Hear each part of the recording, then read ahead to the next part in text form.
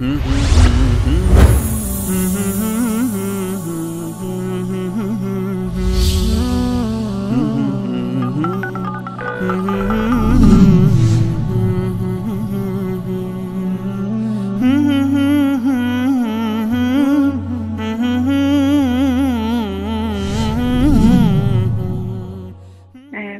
خسته نباشید. منو به جمع خودتون بپذیرید. من عایشه هستم از مشهد. از برنامه خوبتونم تشکر میکنم. خیلی ممنون.